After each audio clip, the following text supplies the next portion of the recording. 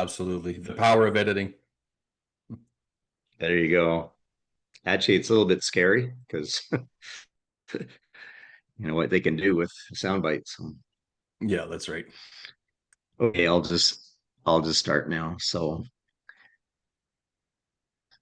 it's my pleasure to be joined today by Pastor Scott, and Pastor is going to be helping us to understand this incredible story. So thank you very much for joining us, Scott. Yeah, it's my pleasure to be here, Dan. Thank you. Okay. So I've explained to the folks a little bit about me just happening on to that Sunday when you spoke about this, and it really impacted me. Why would you say that the cultural background of this story is so critical to the understanding of it? I think there's a couple of reasons why the background is especially important here. The first is it might be easy on face value to look at the story and see that Jesus is being harsh and to kind of wonder what's the deal with how Jesus is treating this woman because it's so out of character. And the second is the ethnic background of this woman is important historically, not just in terms of what was happening with Jesus in that moment, but all the way back into the Old Testament, the development of the Promised Land and how the tribes of Israel received their inheritance after claiming the Promised Land. And it jumps forward to uh, before the captivity of the southern kingdom of Judah. The northern kingdom of Israel was basically conquered by the Assyrians, and through intermarriage, the 10 tribes of the north were basically um, intermarried and intermixed, and that's where we get the group of people known as the Samaritans. And so that cultural distinction from them and the Jewish people is super important about their interaction in this story. Okay, so that cultural distinction would apply as well to the woman at the well, the Samaritan woman, Absolutely. Yep. Yep. and Yeah, that would because explain the disciples' horror or surprise in part, maybe. simply because it was uncommon for those ethnic groups, so the Samaritans and the Jews, to have anything to do with one another, and part of it was just geography, but part of it was also the religious intermixing, the sort of the syncretistic background of the Samaritan group. There's an awareness of the Jewish Messiah and the Jewish religion, but it had been kind of mixed in with local religions and almost I want to say watered down a little bit. So there's an awareness, but certainly nothing as distinct as the Jewish people would have thought it to be. Mm. Okay, that's helpful. So, can you take us through the story and Jesus's interaction with her, Scott? Sure, yeah. So the background is Jesus had just finished having a confrontation with the religious leaders yet again, and over he had these confrontations with the religious leaders, and often it was because they were trying to trap him as a way to accuse him of being a lawbreaker or accuse him of being a false prophet. So in the story before he meets this Syrophoenician woman, he has an encounter with the religious leaders, and they're asking the question, why is it that you and your disciples don't follow the ritual laws of purification and hand washing before you eat? So they're trying to trap him as being a lawbreaker, as a way to accuse him. And there's a part of me that imagines that even Jesus in his sort of perfect humanity, I'm sure he must have grown at least a little weary of some of these confrontations with the religious Mm. leaders.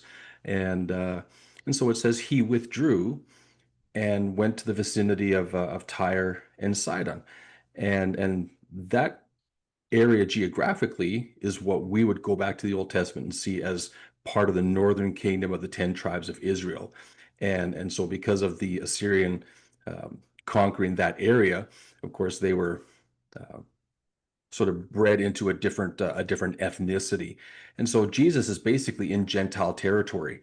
And whether it's just to take a Mm. break or whether you see it as a divine appointment, he is in that region and encounters this woman who somehow finds out that he's there and somehow has some sort of awareness of who he is, because it says as soon as she heard about him, she came and fell at his feet. So Mm. Jesus is in the home, and we're not sure whose home he's in, but she finds out where he is, comes and falls at his feet and begs him to help her daughter who is suffering from demonic oppression. And Mm. so it's this weird scene where most of his ministry was in Galilee up until that time. And he withdraws to an area where the crowds don't really know him. There's not a whole lot of, like he could probably walk into most towns and not be recognized, but somehow this woman knew exactly who he was and came to him. So it's quite striking. It seems like a divine appointment, even though Jesus is in a region where he hasn't done ministry before. Mm. So Interesting. it unfolds with Jesus having this harsh response of silence at first, and so the disciples end up coming to Jesus and they say, Master, can you do something about this woman? Like it's almost like they're saying, give her what she Mm. wants so we can carry on in peace. And that's Mm. a little bit more highlighted in Matthew's account and than Mark's account. And Mm. and then and then Jesus actually responds to the woman. So his first response is silence, and then the disciples almost have to provoke him to respond in some sort of way.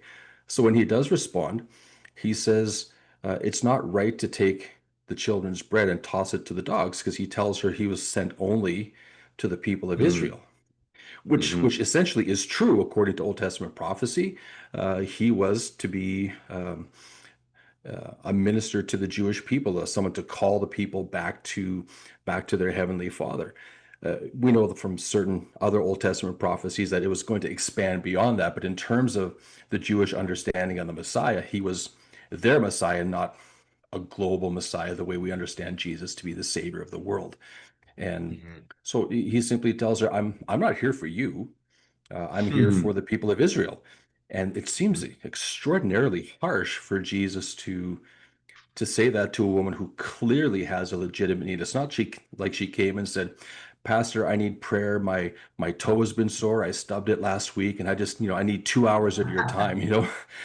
so, so the need is obviously legitimate and intense. And so yeah, his response just seems unusually harsh. So that's where the Mm. the ethnic tensions begin to really be on display. And to answer the Mm. question, why was Jesus so harsh? I honestly think it's actually to provoke her faith, not in an antagonistic way, but in a way that sort of prompts her to take a step forward in faith, almost like a question of the heart. You're here for a problem to be solved. And it's almost an odd invitation for her to press in closer, just to test her faith a little bit, not because he doubts her faith, because he actually credits her faith. He says, for such a Mm. reply you may go, the demon has left your daughter. But I Mm. believe that Jesus is drawing her forward, almost teasing her forward in faith. And it was striking to me, because how often when we're praying does it feel like maybe God has withdrawn his hand, and we go through these motions of the heart, like, have I done something to offend God? Is there a reason why there feels like a gap between myself and him as I'm praying? And we kind of wander maybe through a little bit of a desert, and we go, is there something I need to do in order to get a stronger connection with the Lord so that he can hear my prayers better? And in reality, Mm. sometimes he's testing our heart. It reminds me of Matthew 7, when Jesus said, um, asking you will receive, seeking you will find, and knock on the door will be opened. And the way it's phrased, the way it's written in the Greek language is, keep on asking, keep on seeking, and keep on knocking, almost like Mm. continually ask, continually seek, continually knock. And I thought, Mm. this woman is like, she didn't knock just once. She didn't just knock on the door and say, well, I Mhm. I, I tried. I guess I'd go home and my daughter suffers forever with this demonic oppression, and or try Mhm. and find some other way to solve the problem. But she was completely undeterred. It's like she rang the doorbell once, and when there wasn't an answer, she's like, "Bing bong, bing bong, bing bong." I'm not really going anywhere, because I there's a huge need, and there's a part of it that seems really human and real. Like, this is a mother crying out desperately for her daughter, And what Hmm. parent doesn't want to do absolutely everything to make sure that their kids are safe, that they're loved, that they're protected, and when something goes wrong, there's an Hmm. instinctive part of us that just wants the problem to be solved for their sake. So it Hmm. really is a fascinating interaction that has to do with desperation in prayer. And obviously she's desperate because she's not going anywhere. And Hmm. in the end, Jesus is like, yeah, that's the kind of faith that it takes to see mountains move, to see problems solved, to see demonic oppression end in an instant. And and that's how the story ends. She went home and found her child lying in bed with the demonic spirit having left her. And Hmm. it's a great end. Like you Uh-huh. almost think that he's sending her away, and you're like, ooh, this is not going to end well. But she breaks through that barrier with faith, and her response to Jesus' statement about it's not right to take the children's bread and give it to the dogs. The children obviously referring to Israel, but tossing it to the dogs, like that just seems like it almost seems rude. Like I don't want to sound like I'm being blasphemous or anything, um, Yeah. but on the surface, it just seems like a rude response because the need is there, and she just blasts right through it. She's like, "You're right," and I'll settle for crumbs because crumbs are enough to solve the problem. And it's just like it seems weird to us because we're taught don't settle for second best, right? Mm. We're taught don't give up until you win the prize, and there's merit to that way of thinking. But she's like, if this Jesus really is who I think he is, and she's pretty sure he is, then Mm. he's got enough of what I need, and Mm. I'll take whatever I can get. And it's less of a theological issue and more of a personal issue. She's like, Mm. I'm going to take whatever I can get from my daughter, and that I Mm. think there's something very real about that. Um, Hmm. it helps me make a personal connection to the story. Like, how often are we desperate for something? Like, would we find something in our own life that we're willing to keep on asking, keep on seeking, and keep on knocking? And that's just, to me, that's fascinating. It's a fascinating encounter. Mm-hmm. Wow, that is. Thank you for describing it so well. And I want to cycle back to some of the things you just mentioned there. Um, First of all, you talked about you think that Jesus was almost teasing, I think was the word you used, and Hmm. to actually provoke her faith. Yeah. That is a fascinating suggestion there, that Yeah. he's sort of pushing her to see what she's made of almost. That's almost Yeah. not in our paradigm almost what the Lord might do. Yeah, I would agree. It's a foreign idea to us because I mean, part of it, I think, our scholastic environment is when you ask a question, you get an answer, right? Like if you're in a classroom setting or when you're speaking with your parents when you're a child and you're asking like, why is the sky blue, Dad? And he gives the scientific Mhm. explanation or something. So we're kind of used to that conventional conversation. And in my mind, like one of the pictures that comes to mind when I think about this encounter is similar to when a parent is teaching a child how to walk. Right at first, Mm. you hold the child's hand as they're taking their steps and they're kind of fumbling along and getting their balance, but you're holding them. And the more you hold them, the more they get confident. And the more confident they are, the more you're wondering, when is it time for me to let go of their hands to see if they'll walk? Mm. And Mm. it's a very interesting dynamic, especially for the heart, because like a little child, we get used to when God is holding our hand, when we know that He's there, we know that He's answering, we know that He's present. And suddenly it's like He takes His hands off of ours, not because He wants us to fall, but because He's testing our legs, testing our balance. Are we going to keep walking forward without sort of that extra help? He's teaching us how to walk on our own in prayer. And I think it's a wonderful tool, but maybe not one that we're as commonly used to sort of in our culture. Okay, so another way, another analogy might be training wheels, where there comes a Hmm. point where he says, "Okay, training wheels need to go off. See how you do." Yeah. That's very interesting. Also, in your sermon that I heard back in the summer, you said this: our desperation level will probably dictate our level of prayer. Could you Hmm. unpack that in the light of the story? Absolutely. I think some of it is rooted in our fast-paced, maybe fast food kind of culture where we're sort of used to throwing things out there in prayer. Lord bless my meal, Lord help this to be a good day, and help me on my exam next week. And these are, I mean, these are wonderful everyday prayers, ways for us to connect with Jesus.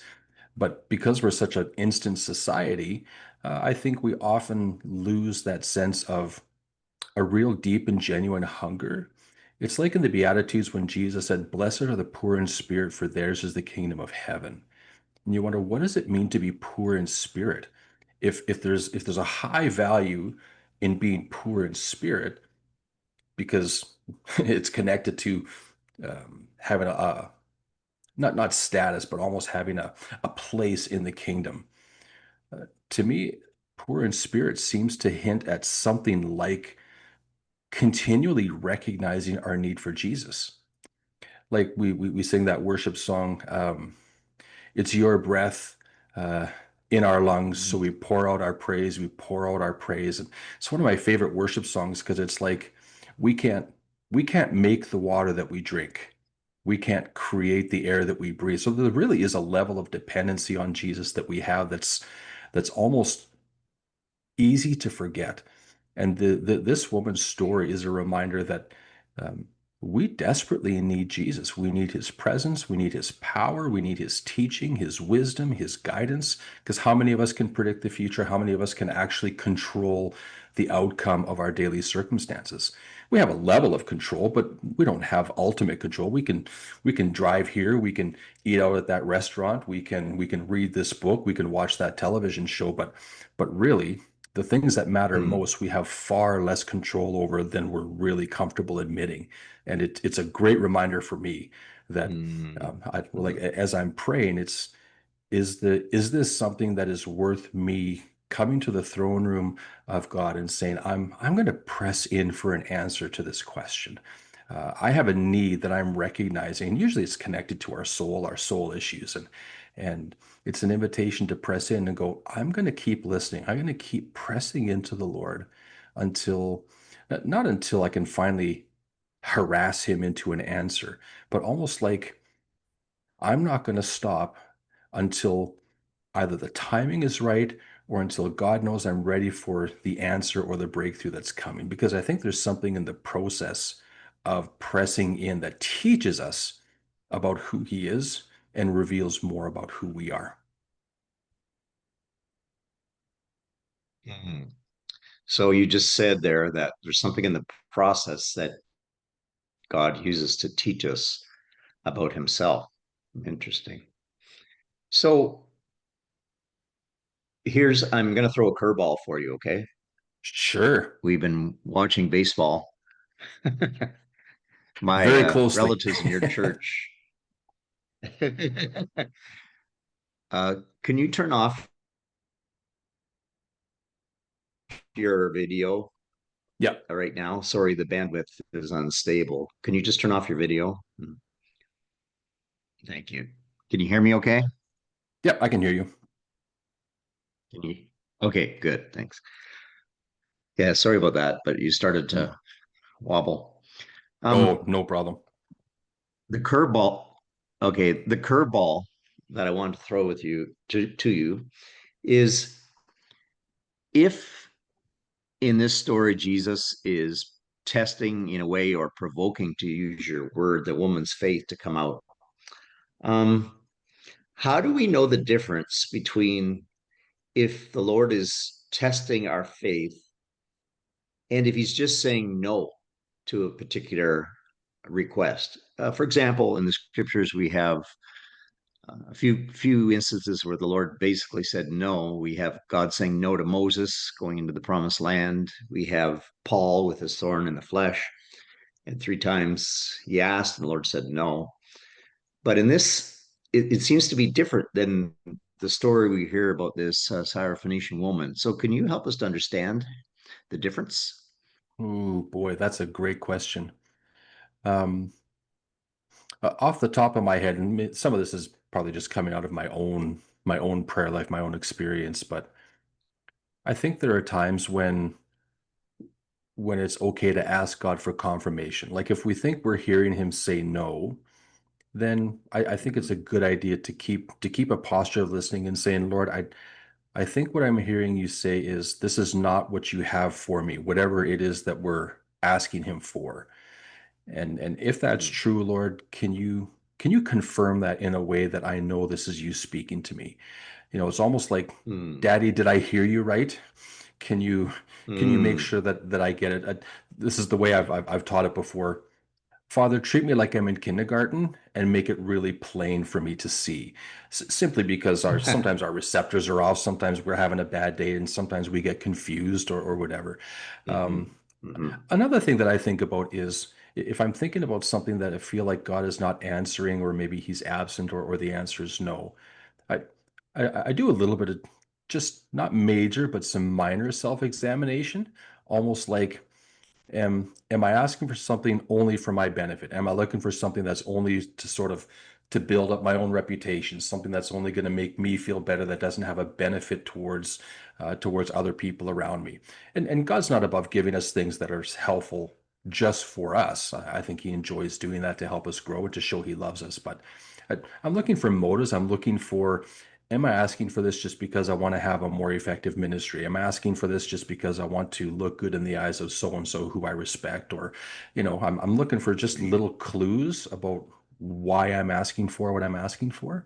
And if there's something there, Hmm. then Holy Spirit's very um, very punctual in showing us what we need to at the right time if there's something that's off about what we're asking for. The other thing is Hmm. sometimes a no is a delayed yes as well. Sometimes God Mm. will acknowledge in our spirit what you're asking for is good, and He honors our motive in that. If we're praying for somebody else, like if we're praying for healing for somebody else, it's obviously because we care, because we know God has the power to heal, and if the Hmm. answer is that's not my will today, or that's not my will for this person specifically, for some reason that is hard for us to understand, um, sometimes we have to be okay with a no. Sometimes we have to be okay with God saying, I'm going to answer that prayer, but not today, and maybe not in a way that you're expecting.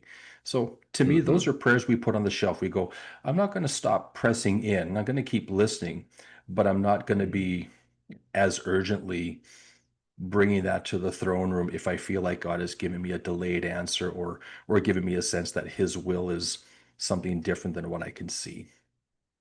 Hmm. But Well, that, those are I mean, very helpful. well, Those are very I helpful. I think others may have great additions to that, but that's just drawing out of my own experience. So it's almost like God may be testing our motives in some cases to purify them, or wait till they are more pure. And Hmm. sometimes He may have a delay in His perfect timing. Hmm. Yeah, absolutely. There's so many things about His will that we don't yet understand. Like Paul says, we see dimly, and a day will Hmm. come when we see Him face to face, when we'll understand fully. We'll understand why He didn't answer the way we wanted to. Hmm. Go, oh, it makes perfect sense now. But when we're in the middle of it or looking ahead to something, it's never as clear. Hmm. So here's another curveball, maybe a breaking ball, uh, or or a slider. If somebody has been persevering and they haven't yet seen the answer, like that woman did in our parable, or sorry, in our scripture today, what would you say is a word of encouragement or challenge to them? Hmm. I would say two things. First, I would say the Lord is never absent from our circumstances, right? If Hebrews is right to say that Jesus was tempted and tried in every way that we are, and yet was without sin, then certainly that involves at times being confused. Because certainly He prayed in the garden, Lord, if there's any other way for this cup to pass from me, let's do it that way. And and Mm, and it's not as though He didn't know what His purpose was, but it's out of the anguish of His soul, He's crying out saying, if there is any sort of plan B, mm, I would like for that to be the case. And yet that posture of surrender to say, but not your will be done, but or not my will be done, but your will be done. And so I think there's something instructive there about our posture to say, Lord, I'm willing to accept your will because mhm, it's beneficial for me to bow to your perfect will. It's good for us to acknowledge my will is not sovereign and my desires Mm, do not rule. That's important for us to remember. But the mhm, second thing is that as God is present in those things, because he still desires that deep relationship with us and to use those moments to strengthen our faith and to strengthen our relationship with him, I think it's mhm, perfectly okay to ask God, why not? Why is hmm, the answer no? Why is this not your perfect will? What is it that you know that I am unable to see? It's almost like a posture of help me to understand mm, what your will is so that I can align with it, but also so I can understand you better, so I can know how you treat us, how you think about certain things. And it's a good thing to bounce off of what we know Scripture teaches, because in the breadth of what Scripture teaches, we can sometimes shade ourselves in one direction or another. Like, you know, when Jesus says, "You can ask for anything in my name, and I will give it to you." It's like, well, is that a 100% for all time, for all people, for all requests kind of promise? Well, if that were the case, we'd all be rich, we'd all be handsome, we'd all be healthy, we'd all be right. So it's not that kind of a promise specifically. So there's something about His perfect will that is sometimes mysterious to us, and it's okay to ask what His will is or why He's not answering a specific request, because there's something about that conversation with him that's helpful for our spirit, helpful for our understanding of who he is. mm.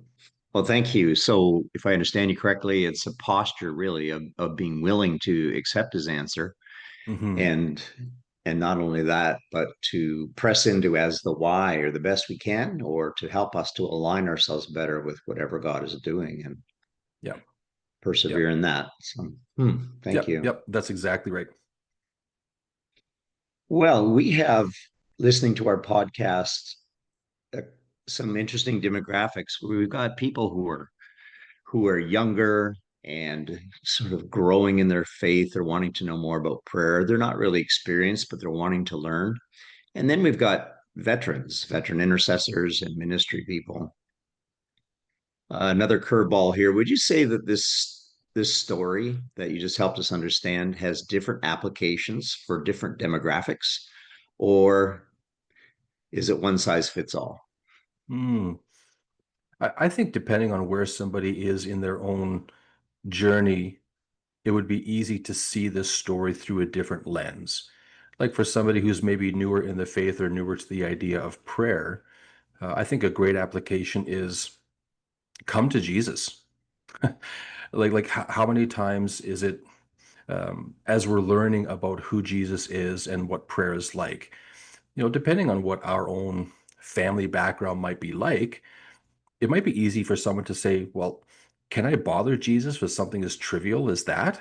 Can I pray for Mm, something as small as, like the starter in my car is acting funny, like Jesus, can you help me out with my car and let it last a little bit longer? Like, does he care about those details? So I would say an application for that demographic might be come to Jesus with anything and everything. Obviously, this woman had a very deep need for her daughter's sake, but we can come to Jesus for anything. She was willing to um, go out of her ordinary day and go out of her way to find Jesus, to go to this house and to fall at his feet and say, "This is what's most important in my life right now." And what's most important in somebody's life might be that test next week, or that friendship that's being tested a little bit, and or maybe mhm, that issue at work that just doesn't seem to resolve itself. Um, mhm, we can come to Jesus for anything.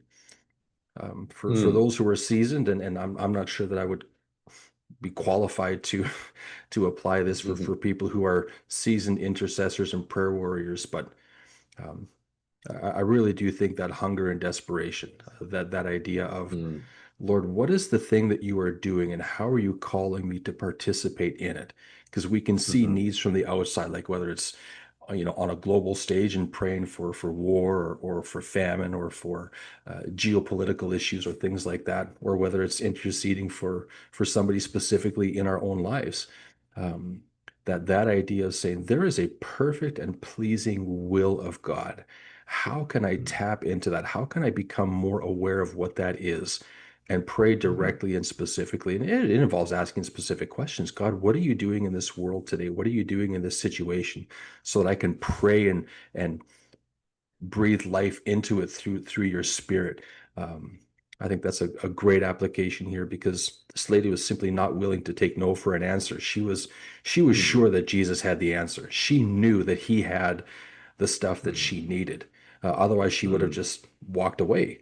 And mhm, so that idea of pressing in, being undaunted by mm, interference, undaunted by anything else that would set itself up against God's pleasing and perfect will.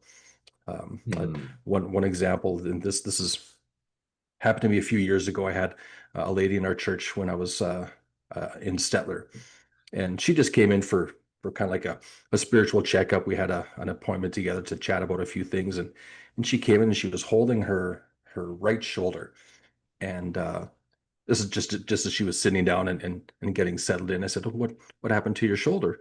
She said, "Oh, it's kind of been bothering me for a little while. It kind of an injury that goes back a ways." And there's just something in my spirit that said, "This just doesn't sit right."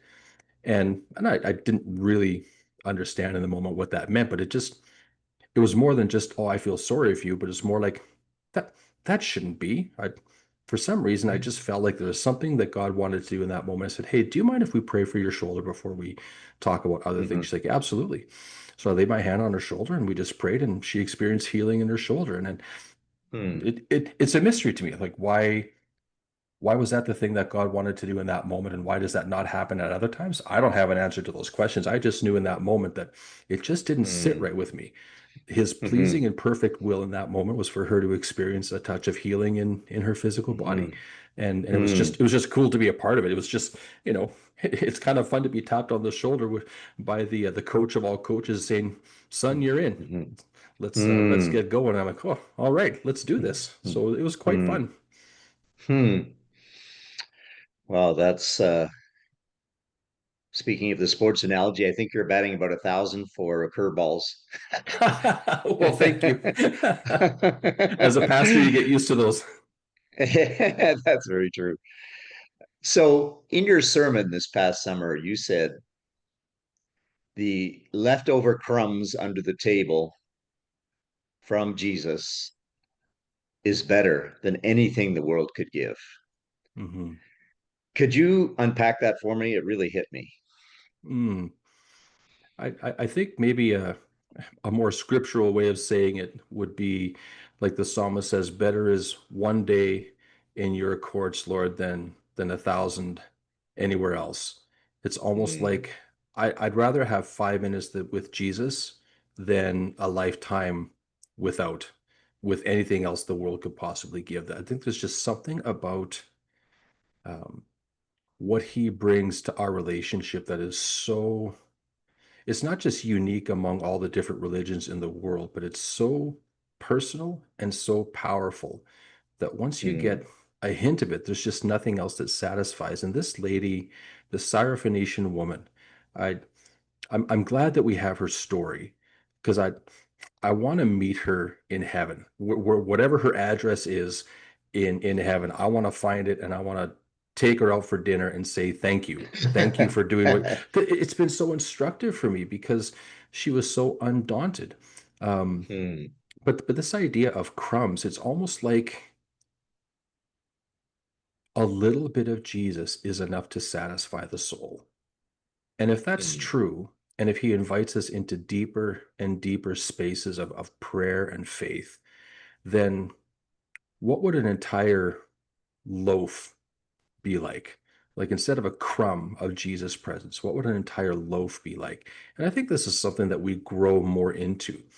Like I think I'd be honest to say 10 years ago, my spiritual life looked different than it does today. But I think today I've experienced more of his presence and more of his power than I did 10 years ago. And mm, it's not a toot my own horn kind of thing. It's just he's drawn me into deeper spaces. And I've seen, okay, there is more of him to experience. There is more of his goodness, more of his presence, more of his truth, and more of his wisdom. And I've seen it at play in ministry and in my personal life. And not only gratifying, but just satisfying at a deep soul level. It's like, this is, I guess, in many ways, abundant living, right? Mm, To experience more of who he is and what he has to give us in a way that's mm, meaningful, both for our faith, but also for the people that we're connected to, the world that we're called to live in. So the crumbs thing, I think it's a reminder that, boy, man, a little goes a long way. Like a little bit of yeast worked out throughout the dough, like Jesus said, mm, is a powerful thing. And I think this lady knew it, that that little bit mm, that she was clamoring for was going to be enough mm, for her daughter, and it was. mm, mm.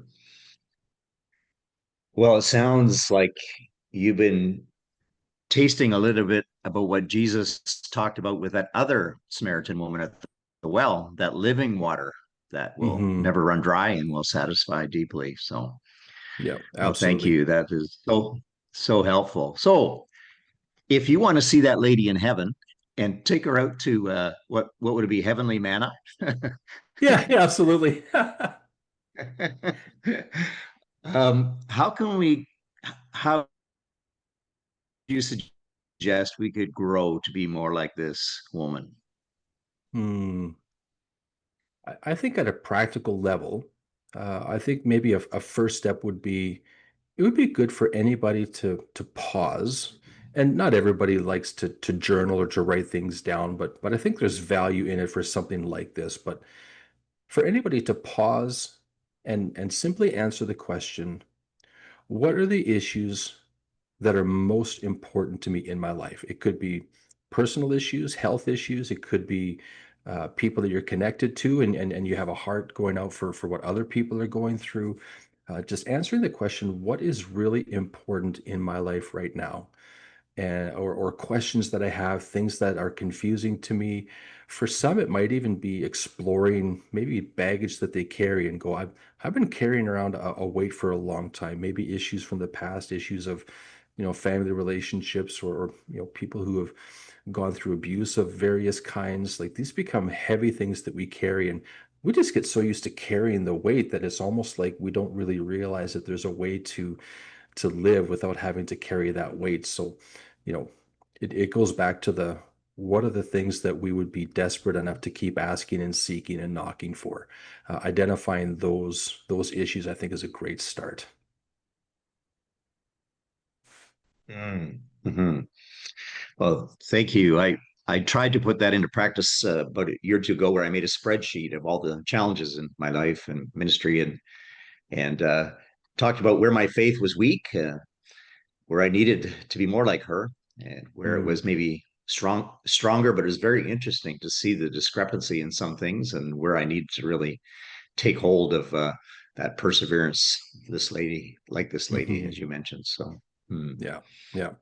It's not meant to be an exercise where we go, wow, I'm really falling behind there. Boy, I can't believe I dropped the ball there. It's not for, you know, putting ourselves down in any way, but it's an honest No. examination of our hearts. Like, what are the deeper questions that we really need answered? Because maybe we're used to um, glossing over those questions. Well, I guess God knows, and maybe I'm not meant to know, or maybe we just don't go there because sometimes that place is still a source of pain Hmm. or discomfort in our lives, and we're just not sure what to do with that. But that Mm. that desperation is a big deal. Like, it reminds me of the story.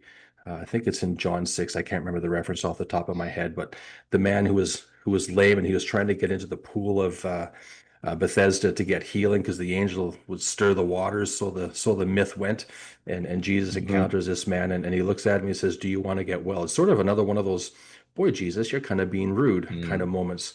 And well, of course, he Mm. wants to get Mm. well because he's trying to get into this pool, but everybody else gets into the pool ahead of him, and so he never gets his chance to be healed.